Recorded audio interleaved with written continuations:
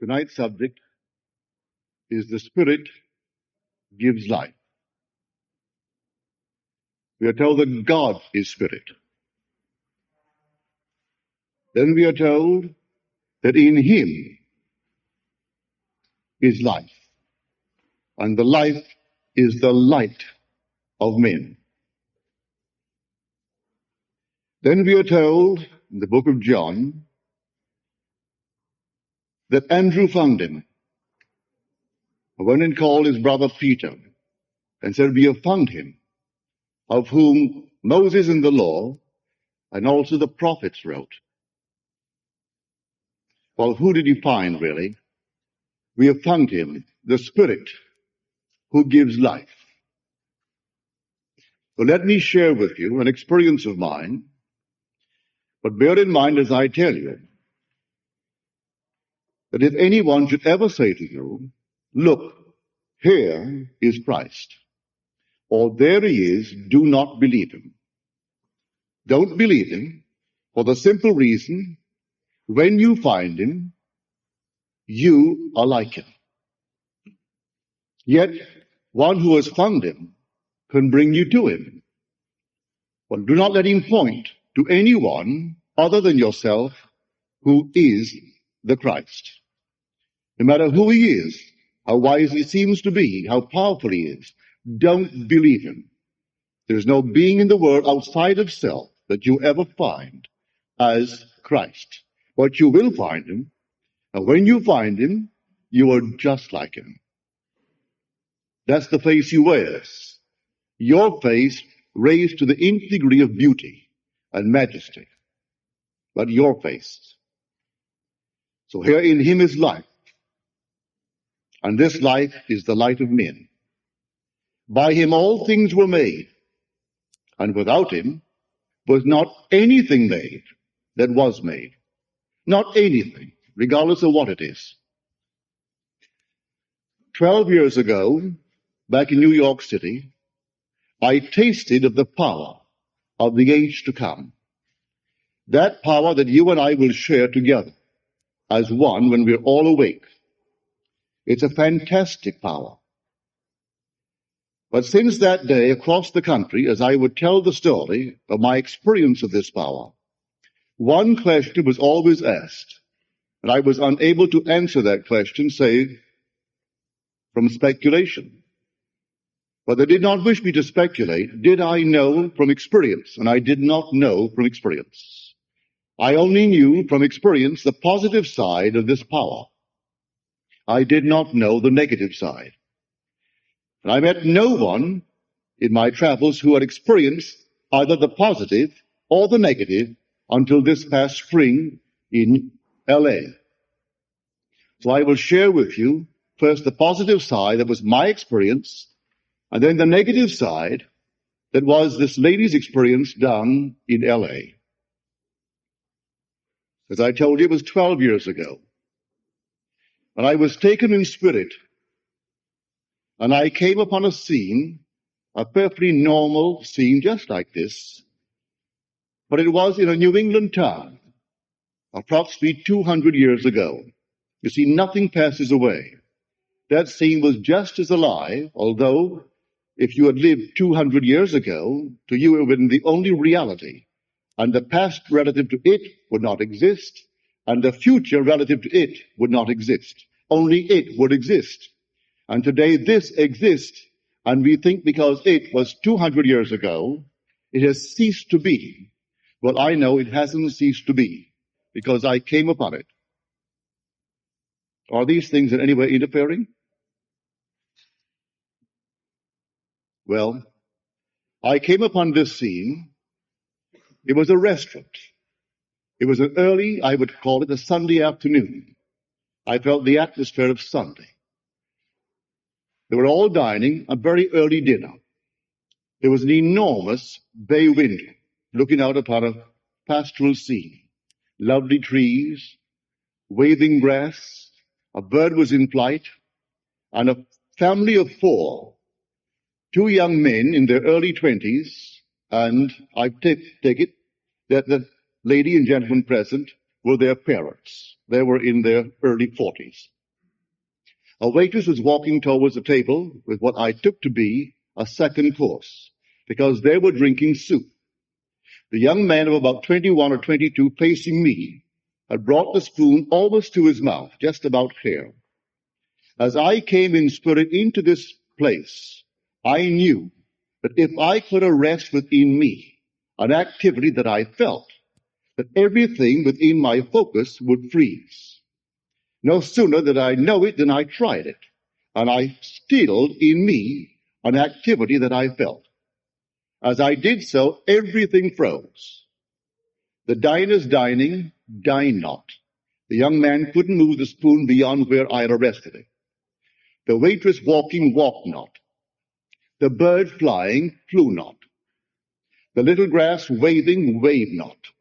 The leaves falling, which I could see before I arrested it, fell not. And everything froze as though I came into a museum, and these things were suspended by invisible threads. It seemed that way. Then I investigated, and I went close and looked at these people, and they seemed to me dead. They seemed to be not alive. They could have been made of clay. Everything was frozen. And then when I had satisfied myself that they were really dead, or they appeared to be dead, then I released within me an activity which I had frozen. As I released it, everything moved on in its course. The waitress walked. The young man completed the action of taking soup. The bird completed its flight. The leaves began to fall. The little grass began to wave once more, and everything once more became animated. Well, having had that experience, I realized that life was in me, that life was an activity of my own wonderful imagination. Well, the Bible calls it spirit. For he is spirit, and in him is life. Well, I discovered what life really was. I arrested an activity in me, and they were not alive. I released that activity in me, not in them, and they were once more animated. I reanimated the entire scene. I discovered that what we call laws of nature, like gravity, is only, I would say, is not really an absolute law, because were it an absolute law, the bird in flight should have fallen when arrested. The leaves should have continued. They should not really be suspended in space. But at least the bird in flight would have fallen, but it didn't. And the moment I released it, it continued in its flight to fulfill its purpose. I can see where the waitress would not fall. I can see where the 4 diners could be arrested and yet not in some strange way deny the law of gravity, but not the bird. However, as I saw it, my entire concept of life as I know it changed. So I told that story across the country in the major cities as I visited these cities. One question that is always asked is this: were the 4 diners aware of the fact that they were frozen? Was the waitress aware? Well, I couldn't answer. I didn't know. I only knew, as far as I'm concerned, they were dead. They were frozen, and they seemed not only to be inanimate, but to be devoid of any possibility of ever being animated, until I released it from within me. When I released that activity, which now I know to be life, they once more became alive. Well, this spring in L.A., this couple, they live on the beach, down in Malibu. And it's her custom to go walking every day on the sands. And this day in question, as she was walking, looking out to an animated ocean, and seeing people on the beach walking, and everyone the normal way of living.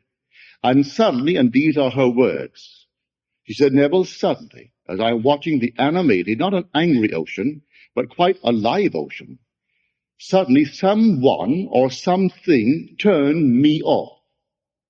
And I was nothing. These are her words. The ocean was nothing. The people were nothing. Everything was nothing. And I stood there aware of being nothing. Then whatever turned me off, or whoever it was that turned me off, turned me on again. And then once more I became someone. and the ocean something, and everything round about me once more became animated and something. Now I can answer that question based upon her experience. I had the positive experience of life in myself, for I arrested it and turned it on again. But I didn't know that when I arrested it and the four diners stopped and were still in their tracks, and the waitress was still, and the bird still, that they had the experience of being nothing. So now I know that that's our future, to actually taste of the powers of the age to come. Then it throws light on the great trial of history. For here is the embodiment of truth, the embodiment of life itself, but keyed low on our level. And he stands before the personification of reason in this world. And reason asked him, "Where are you from?" And he did not answer. And then Pilate said to him, "Do you not know that I have the power to release you, or the power to crucify you?" He said, "You would have no power over me had it not been given to you from above. Therefore, he who delivered me to you, he has the greater sin." That there was no power here whatsoever unless animated from above. That from above, spirit animates this entire wheel of recurrence. And we have our intentions. It could be arrested as this lady done south, and she felt herself to be nothing. And then someone who turned it off, turned it on, and once more she felt she was something. Now here in the book of John, in him was life, and life was the light of men. But the life was in him, and our consciousness is simply the light turned on. When he turns it off, the light is turned off, and we are nothing. Now, it is in him that is life. By him all things are made. Without him, there was not anything made that was made. So now I will introduce you to him. And do not look outside of yourself to find him. You're going to find him within yourself. You may not see him, actually, as I described it last night, telling you the story of Jung and telling you the story of my own experience when I encountered myself in deep meditation, meditating me, making this thing an animated form that moves across this screen's face. But here, if he makes all things, good, bad, and indifferent, and without him not one thing was ever made, well then let us tell you the story. A gentleman writes me that in 1933, he was sailing down the Danube from Vienna to Budapest. But when he came into Budapest, the lights were on. It was quite late. He was so startled with the sheer beauty of the lights of Budapest that he had an intense longing to always capture that, and promised himself that when he returned to America, he would look all over to find a place that would give him just such a view or something similar. He returned to his home in Missouri and then moved on to Southern California.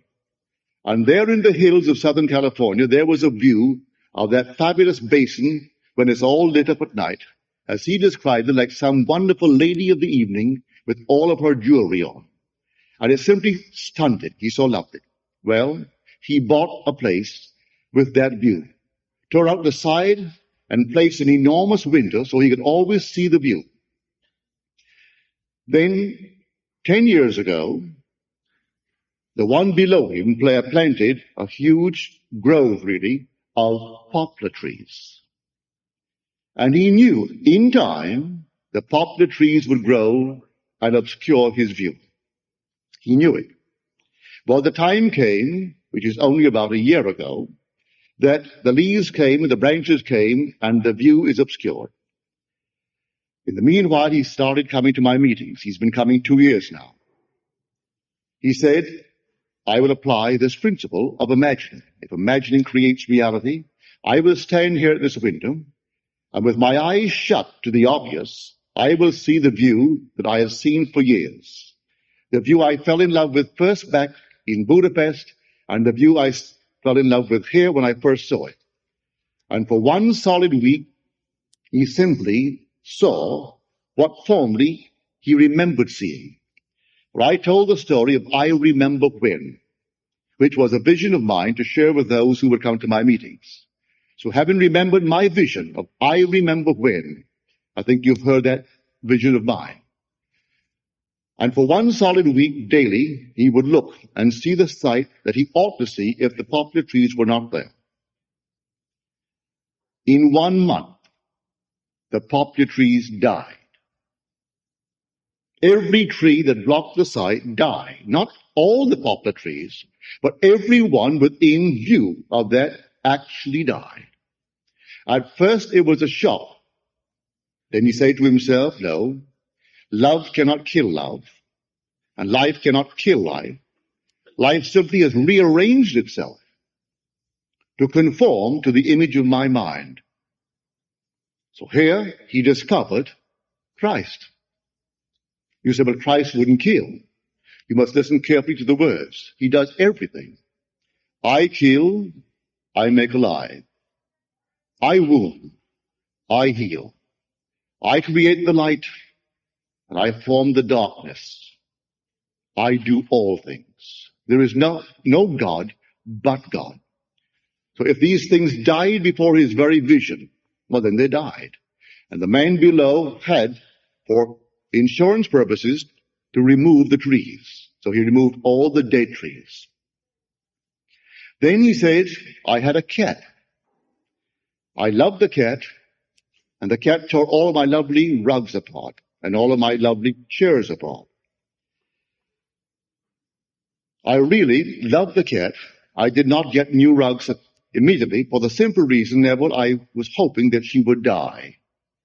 She was 15 years old, but she seemed to be determined to outlive Methuselah. So here, the cat wouldn't die. He didn't want to kill the cat. He just wanted the cat to be trained. So he imagined the rug in the backyard, which the cat had never used. The cat was 15 years old, and he had that cat for 15 years. That the cat was on the outside tearing everything apart from that rug. 3 days later, the cat went out and started using the rug instead of the carpets. Until the day she died, it never once came back and tore the rugs. Well, now he has found Christ, because in him is life. He took life from the trees and rearranged them. Here was a cat performing a certain action for 15 years. What a habit formed. And in 3 days, that habit could be broken and remain broken until she made her exit from this world. Well, a gentleman in the audience, when I told that story, it never occurred to him to try it until that moment when he heard the story. Well, he had a problem similar to the poplar trees, only they were not poplar trees. Seated at his dining room table, he used to feast upon a scene across a valley. And suddenly, the next door neighbor planted bamboo trees. And the bamboos came and blocked off the entire side.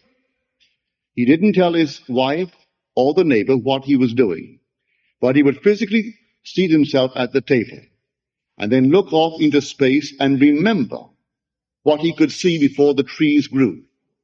And he saw it clearly in his mind's eye. And for one solid week, that's what he did. And when he came home, beginning of the second week, his wife met him and said, do you know what has happened today? Our neighbor has removed all the bamboos. It was his urge. He thought he initiated the desire to completely change all the backyard and remove all the bamboos. He did not have to go next door to the neighbor and persuade him to do the gracious, decent thing as a neighbor. He didn't tell the wife so because she might have done it. He simply sat there quietly and looked, and he saw what he would see if there were no trees there. So here are two. He found Christ, for only Christ can make a thing. Now a third part. He said, I have a little girl, 8 years old. I got thinking, I'm not doing enough for my child. I don't see her enough. I should spend more time with her. That was all that he said to himself. Then he said, I'm very fond of jet flying. So one day, I thought I would enjoy an imaginary flight. I found myself getting ready with my little girl and my wife. We were all getting ready to go off. We would go flying. But strangely enough, as we went through the door, only my little girl seemed to enter my imagination. She had never flown before, so I didn't drive the streets. I found myself right at the airport. I'm explaining to my little girl all the things about an airport. Incoming planes, departing planes, weighing all the baggage and all these things. Then instead of walking up the ramp, I found myself on the plane. I placed my little girl in my imagination at the window. Then I felt the takeoff. And here I am describing to her the things below on the ground, the buildings, the sights, all these things to her, and then I broke it. That was all. A month later, I say to my little girl, Lynn, Lynn, on April the 11th, it is Father's Day and Daughter's Day, Father's Daughter's Day. So that day, you and I will spend together, just the two of us. What we will do, I don't know. But he said, came the morning of the 11th of April. And my wife is dressing, my little girl is dressing, I'm dressing, but it's just for Lynn and myself. But we went through the door together because my wife had a date with a beautician. And then we parted company and off I went to my car. I thought, now what will I do with Lynn for the whole day? Well, I will go and have breakfast first. Then I'll take her to the beach. And following a lovely time at the beach, I'll take her to lunch. After lunch, I'll take her to the movies. So I got on the San Diego freeway. And there I am tearing down on the freeway when suddenly a feeling possessed me that I could not shake. And that feeling was to get over to the airport and take a jet to San Diego and go to the zoo.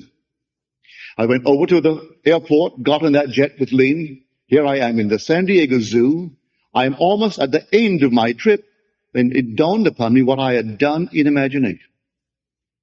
The very thing I had done, say, 6 weeks before, now comes to fulfillment, and I didn't recognize it when it happened. He found Christ. I hope by these stories, without tasting of the power of the age to come, you will recognize Christ in you. For it is Christ in you that is the hope of glory, not any Christ of history. So when you hear the word Jesus, do you make a mental image of a being outside of yourself? When you hear the word Jesus Christ, do you think of something on the outside that lived in time and space, as unnumbered tens of millions do? Then that's not he. You haven't found him.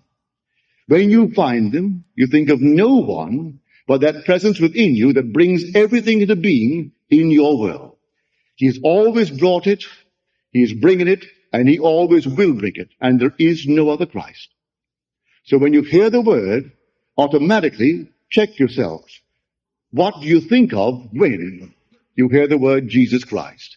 If you make any mental image of another other than yourself, you have a false image. Do not believe. So if anyone should ever come to you saying, look, here is Christ, or look, there he is, do not believe it. But in spite of that, unnumbered crowds who believe themselves good students of the Bible will jack you upon it and think that you're arrogant. And any claim on your part, but make no claim, is simply blasphemy. Yet there will never be another Christ in your life. So I can introduce you tonight to him as Peter was introduced by Andrew. Andrew found him first. Andrew discovered what he did to discover the creative power within him. Who knows? It's not recorded. What Philip did to discover it and to bring Nathaniel to it, it's not recorded. But it is told in story form. And man, in a strange way, has misunderstood the story. And now he calls the grand parable history. It isn't history. It's divine history where this thing really comes into being in us. As he comes in us, we test him. Come test yourself and see. Do you not realize that Jesus Christ is in thee? Unless, of course, you fail to meet the test. Well, these three met the test. Unnumbered hundreds across the country are meeting the test. They may go back through habit and find, well, maybe some other comfort or some greater comfort in the believing of another.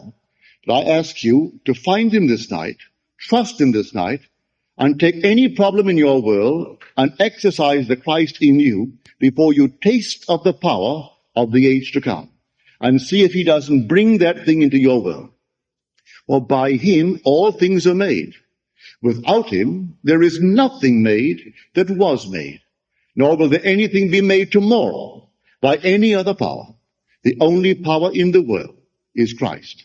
In him is life, and that life is the light of men. And you will one day have the experience of shutting it off and watching people stand still. And if you remember tonight's message, you will know that they are saying within themselves, I am nothing. Absolutely nothing. As they have become aware of what was animated, and it is nothing. And then you will turn it on again, and all will move as they intended before you close it off. And that's the whole vast world in which we live. So when I say this is an animated wheel, you will understand the 8th of Romans. We were made subject unto futility, not willingly, but by the reason of the will of him who subjected us in hope, that the creature will be made free or set free from this bondage to corruption and obtain the glorious liberty of the children of God. When that something is set free in man, he joins the heavenly host and he is one with it. And tomorrow you and I will actually be controlling and animating this wheel. It goes on forever until that moment in time when one is ripe to be awakened and be detached from it. Another moment, another one detached from it. And we are the ones who will be doing it. Before we are actually detached from it, we taste of this power of the age to come. So here, if you were not with us when I told my vision, what a noise here tonight, isn't it?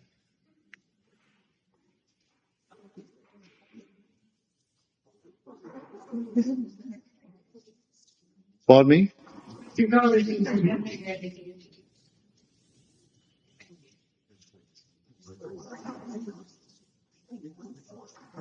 They may disapprove.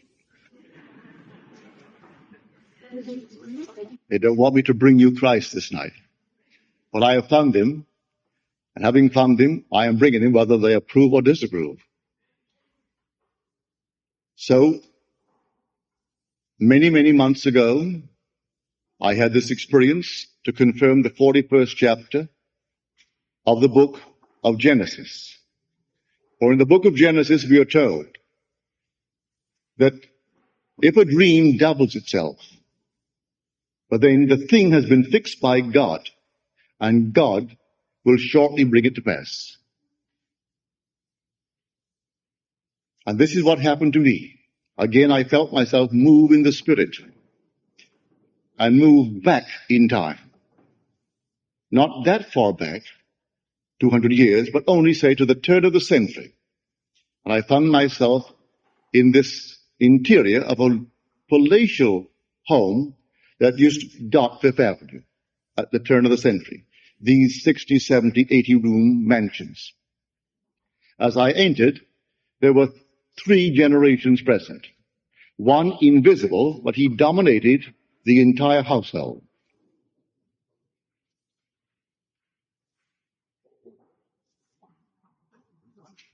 The 2 generations that were visible were discussing this invisible one who they referred to as grandfather. Well, grandfather had this system. He would stand on an empty lot.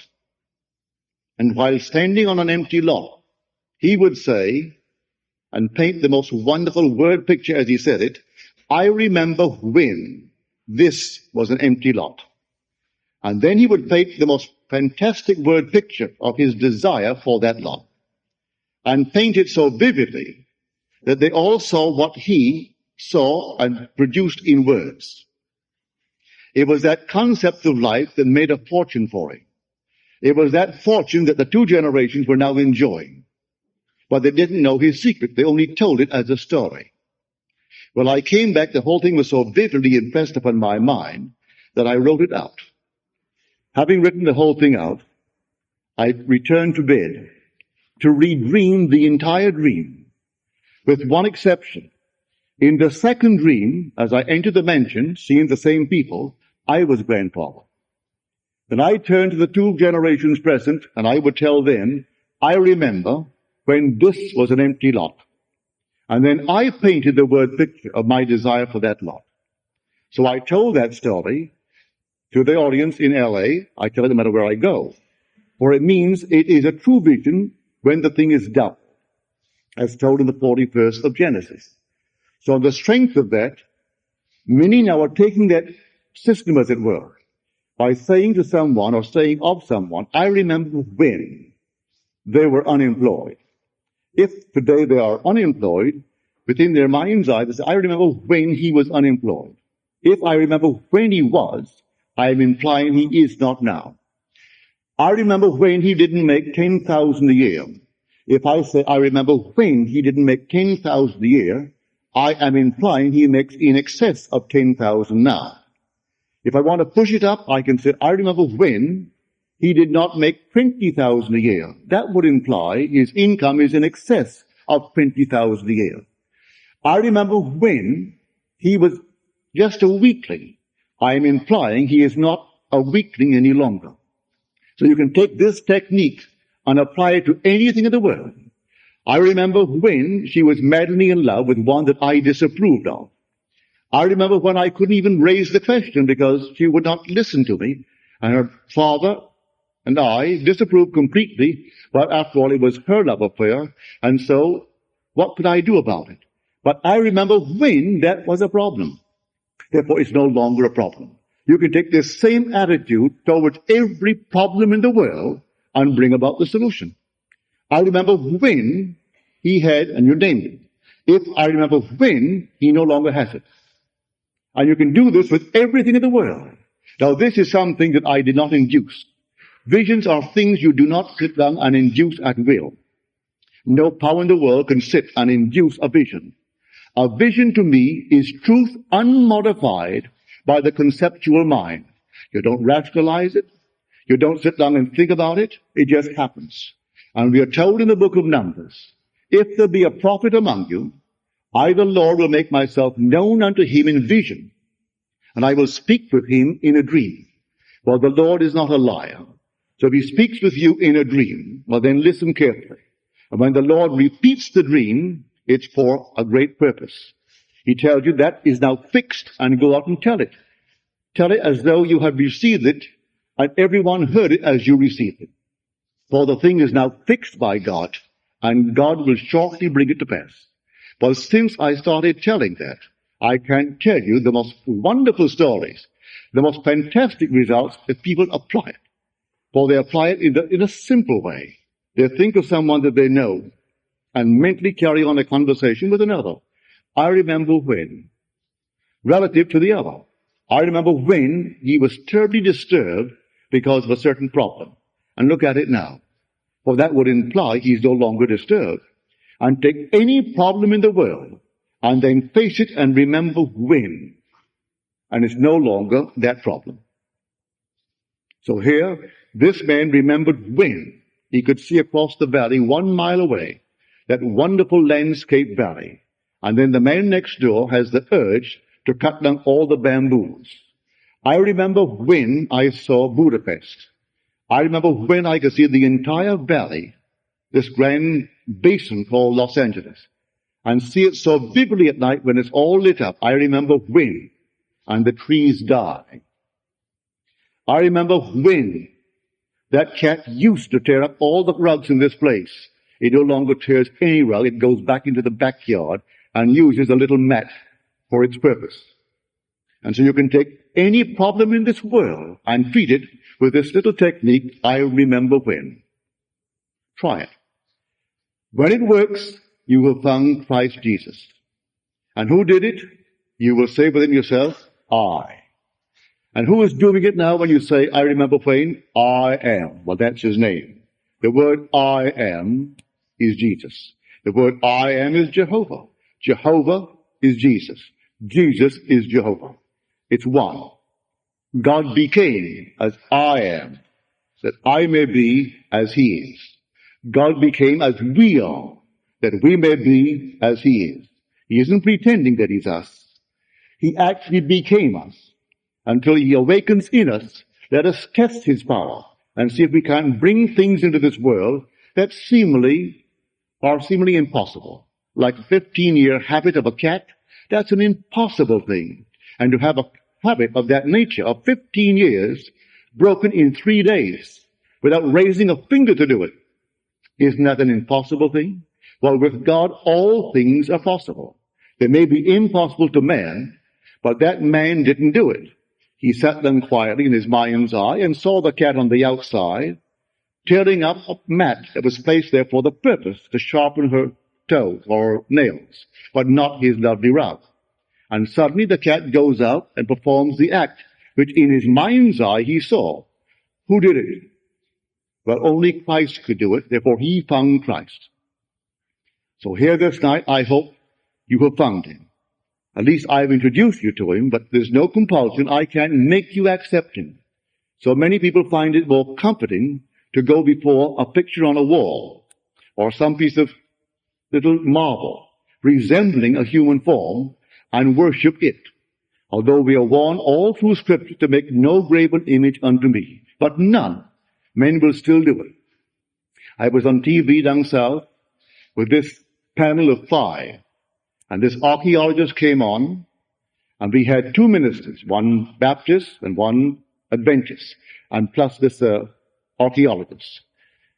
And when I told them of my experiences, of course, it meant nothing to them because that is not the way they understand the great Christian mystery. That isn't so at all, as far as they were concerned. Then as the hours went on, it was a 2-hour show, this archaeologist takes some huge big canvas, and he begins to unveil it before the camera's eye.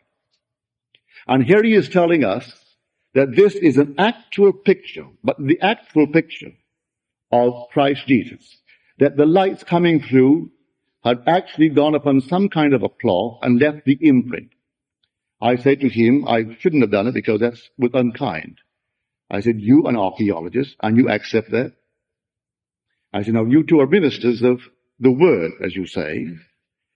Aren't you told that unless you look like him, that's not he? Well, where is that? In the book of John, the first epistle of John, the 3rd chapter, that here it does not yet appear what we shall be, but we know that when he appears, we shall be like him. I said to the archaeologist, do you look like him? Do you faintly resemble what you're looking at? You don't, I don't, and they don't. And yet you dare to tell this vast audience through TV that this is an actual picture of Jesus Christ? All the ministers would go along with that. They want to go along with that. They want to believe in something outside of themselves to whom they can turn. So few will accept the true Jesus. They haven't the courage to actually accept him and live in his name and only call upon his name, and his name is I am. That's his name.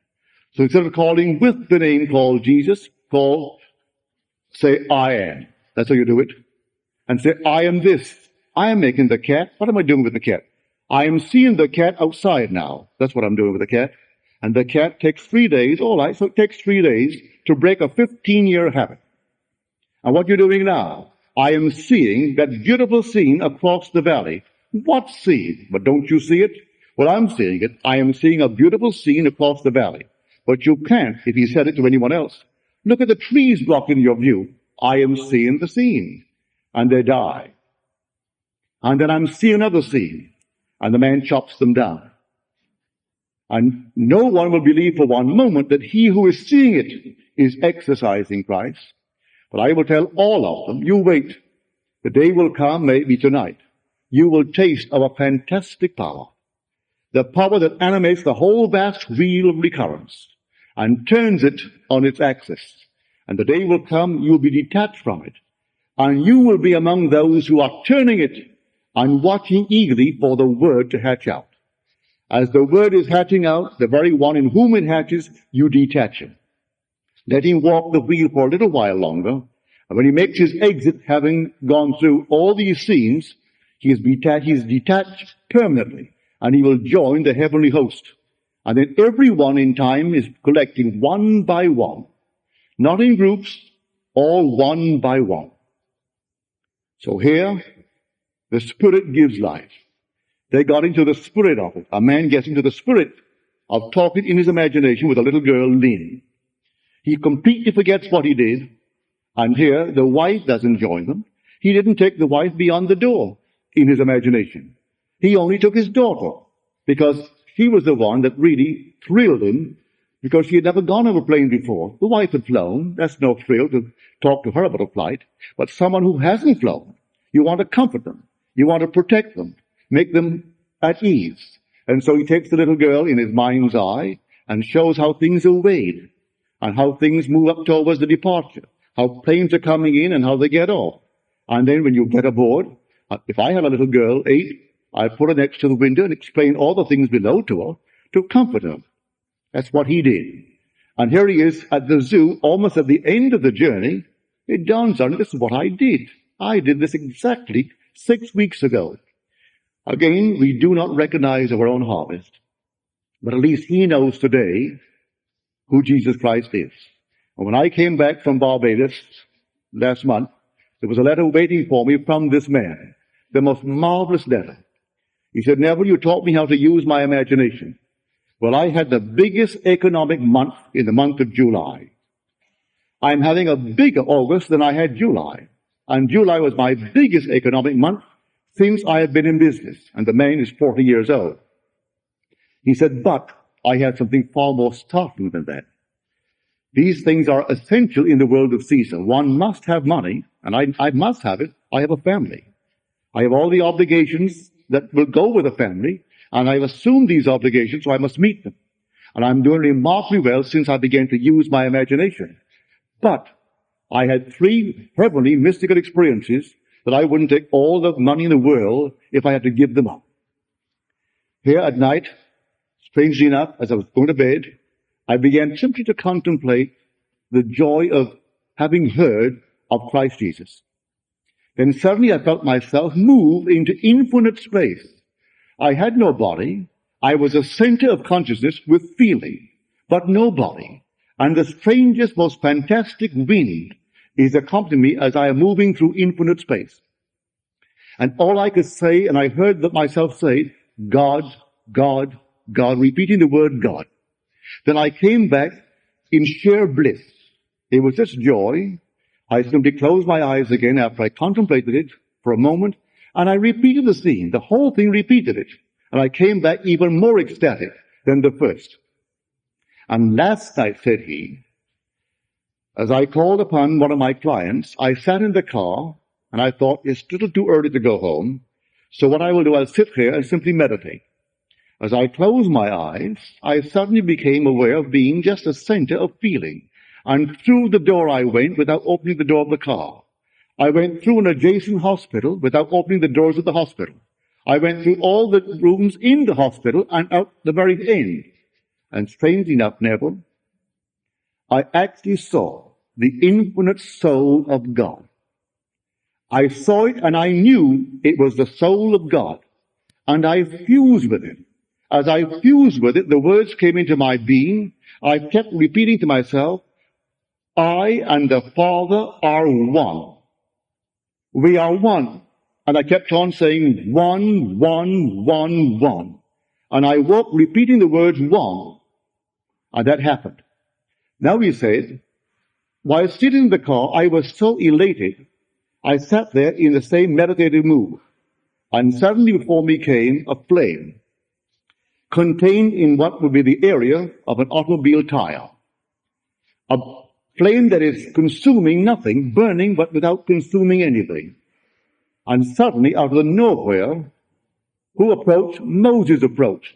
And I knew it was Moses. He approached, clothed in a tan robe, and looked into the fire. And then to the right came Abraham, clothed in a white robe. And then came Paul. And I knew these three intimately. And I knew it was Paul, I knew it was Abraham, and I knew it was actually Moses. I can't tell you how I know, but I knew. The three of them merged into one being, and I knew the name of that one being, and that one being was Jesus. I looked at the body, and out of the body of Jesus, who do you think I saw now? I saw myself. I am coming out of the body of Jesus. It is my body. Now here is this man doing remarkably well by the use of his imagination in business, and would give the whole thing up for the ecstasy of these mystical experiences. But he doesn't have to give up anything. He has found Christ. Found Christ within himself, who can take care of his family beautifully and still have these expanding, wonderful, mystical experiences. Now, he is the chap, the father of the little girl Lily. So here all these things are taking place in our wonderful world as we go from coast to coast, telling the story of Christ Jesus, telling everyone who will listen who he is. He is housed in man as man's own wonderful human imagination. So when you say, I am, if you're in pain, it is Christ in pain. If you say, I am, and you're in love, it is Christ in love. If you say, I am, at the moment you are depressed, it's Christ who is depressed. Then go back and read the 53rd chapter of the book of Isaiah. The great suffering servant. He suffers in every man who suffers, and rejoices in every man who rejoices. And the day will come, he will rise in man, and man rises with him, and it's the man who is rising. He so completely gave himself to man, only that man rises. Not two, one rise, and it's you. No alteration in identity, no change in identity, but for all the sameness of person, a radical discontinuity of form. And the form is the form of God. Although you cannot see it with mortal eye, it's the form of God that will clothe you when you are detached from this we. So tonight you take this technique, I remember when. I remember when, and then just put anything on it. If tonight you're denied entrance into a certain club, and you would like to join a certain club, I remember when they wouldn't accept me. I remember when I was not a member. That would imply you are a member, if you so desire it. I remember when, and fantastic things can happen with that one simple little technique. I remember when, and put anything in this world upon it. That statement in itself came to me from the depths of my soul through vision. The story of grandfather, and the second experience of the same night, I was grandfather. And standing on an empty lot, I could say, I remember when this was an empty lot. And then paint my word picture of my desire for that lot. And the lot came visibly before those to whom I spoke. So let us go into the silence now and use the technique, I remember when. So are there any questions, please? Yes, ma'am. Where do we come from? All things come from God. There's no other place, no origin outside of God. No origin outside of God.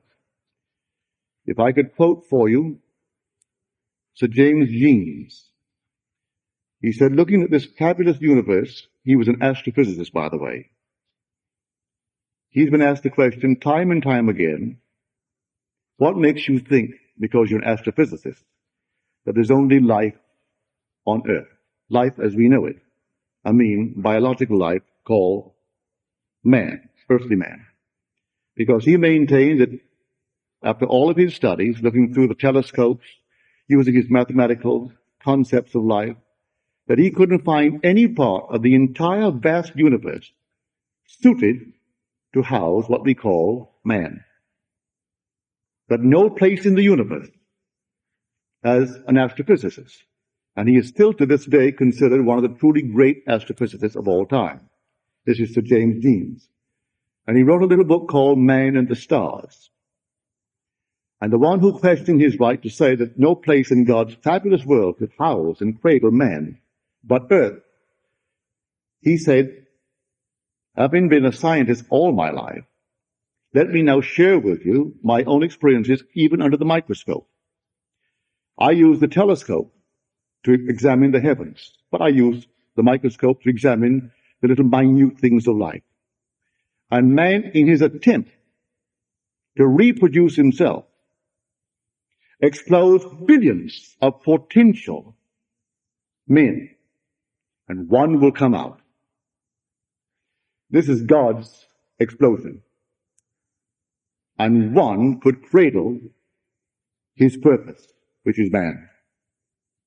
That's the James gene. It came from God.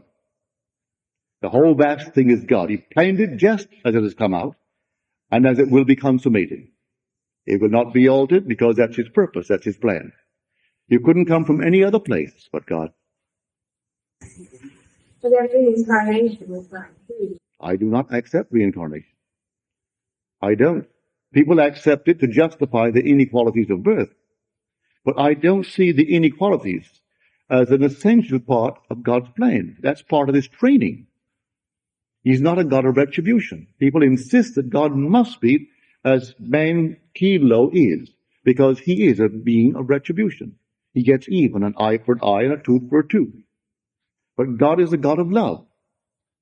And after all, if he puts himself through the furnace, it's himself that goes through the furnace, that he may shape you right into his likeness. His purpose is to make man in his image. Well, if I took that piece of clay without the clay's consent, the clay can't question my right to shape it, and it may be hurted, may be really hurting as I put him on the wheel. And we are hurt on the wheel. But when we come out, we are God, endowed with life in ourselves. So I'm talking to you as the same clay that you are. And I can tell you, as I stand here, I have tasted of the power of the age to come.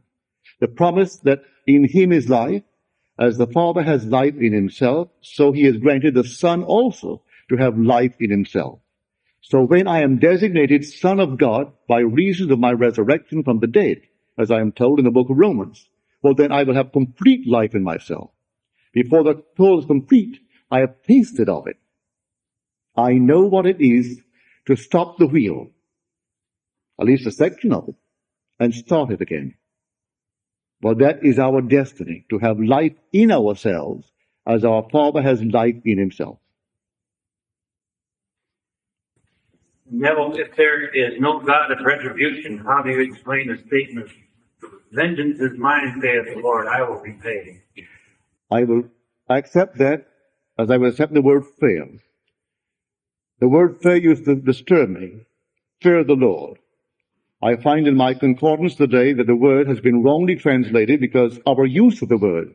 Maybe the word fear meant centuries ago what today our scholar claims the word really means, which is reverence, to revere the Lord. That's all the difference in the world. Therefore, the word just used by you may ages ago have an entirely different meaning. I don't know. But I can conceive of the God of love, who so loved me, he became me, in any way, being vengeant. I can't conceive of it, especially when I read the scripture in the book of Romans, the 11th chapter of Romans. And God has consigned all men to disobedience, that he may have mercy upon all. If he forced me to disobey him, well then why complain? You read it, the 11th chapter of the book of Romans. And God has consigned all men to disobedience, that he may have mercy upon all. He is a God of mercy. If I didn't disobey with his prompting, I would never know the difference between right and wrong, good and evil. In other words, conscience would not be born. I could remain forever in a garden of innocence, but I must leave innocence and enter the world of experience. To enter the world of experience, I have to tumble from innocence through disobedience. And disobedience awoke within me conscience. Conscience must be awakened. Do you know, in the world in which we live, we didn't tumble from space, we tumbled in consciousness. And in this very world today, there are those walking with us who conscience hasn't been born. They have no knowledge of right and wrong, none whatsoever. In Little Barbados, where I was just a few months ago, my nephew sat on the jury, and a man is on trial for an obvious theft. He was caught with the goods. He had other goods in his home. He stole. On the jury, this boy is saying, I don't see anything wrong with that. A juryman. So my nephew said, you see nothing wrong in the man stealing. That's against the law of the land. You are here because you promised when you took the oath that you would uphold the law of the land. And that's the law of the land. So I see nothing wrong in it. If I was hungry, I'd go next door and I'd steal a chicken. I'd steal his corn. I'd steal anything. You call it stealing. I wouldn't call it stealing. It isn't yet born. And he held out against the other 11. There were 12 on the jury. And he would not bring in a unanimous verdict. So my nephew said to him, I'll tell you a little bit of the law of the land now. You swore that you would actually come in here and sit with the rest of us, and with a knowledge of the law of the land, as explained to you by the judge before you came in. For he challenged the jury, and he explained to the jury what the law is. Now, I'm going to go back and tell him that you perjured yourself. You know what it means? 6 months in jail for you. So then he's guilty. Can you imagine that? 1 second before, when his skin wouldn't be touched, the man wasn't guilty. Now that he is going to be hurt, the man is guilty automatically. He hasn't yet eaten of the tree of knowledge of good and evil. And yet he's walking in the year 1964. That's why I said the wheel is closed. And we're all in it. And it makes no difference 1964 or the year 1000 or the year 20. What section of it doesn't mean that because you're living on the year 1964 that we know more of good and evil than those who live in the year 1. So I know that my nephew had the experience with this boy. When I said boy, a man, a matured man sitting on the jury, and he could not see where the man caught with all the goods in the world had done wrong. He has no consciousness of right and wrong. He has not yet eaten of the tree of knowledge of good and evil. And yet we have all to eat of it. Every man must eat of it. That conscience may be born. When conscience is born, then the journey starts. And you start the whole vast journey. Many a person who is a dictator has no conscience born as yet, and yet he's dictating over 200 million people. No conscience. There may be today a dictator in this world, maybe over 600 million people without conscience. Because a man's life means nothing. He rubs it out. It doesn't go beyond the grave. And he simply believes that this is it. And he rubs out millions of them. Stalin did. He doesn't believe anything more than an animal life. Conscience isn't born. Whatever could be done with might, that was right in his mind's eye. Nothing wrong about it. The only thing wrong in his mind's eye is that he was caught. So, time isn't going to do it, but the Father has plotted and planned everything just as it's coming out, and as it's going to be culminated. I don't know that you would want to comment on this, but how should we look at the problem of capital punishment? Capital punishment? As far as I'm concerned, not a thing is done, is aided by it. As far as I'm concerned, I don't see how a person, by being rubbed out, is in any way helped, and the people left behind helped. I don't see it. But doesn't it deter murder for hire? I don't think that that has been proved. I don't think so. Many a person who is now waiting a lifetime in jail will rather be dead.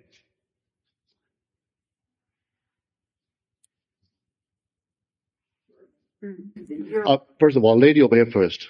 You said you don't think how we could explain that to get that one man for instance crippled and a hunchback or blind born that way, and the other one who only benefit something well-made and hospitality. That's what would be unacceptable. And second thing, there would be no preference for anyone who lives except that an ornament deity or only multiply, but Did you hear the question?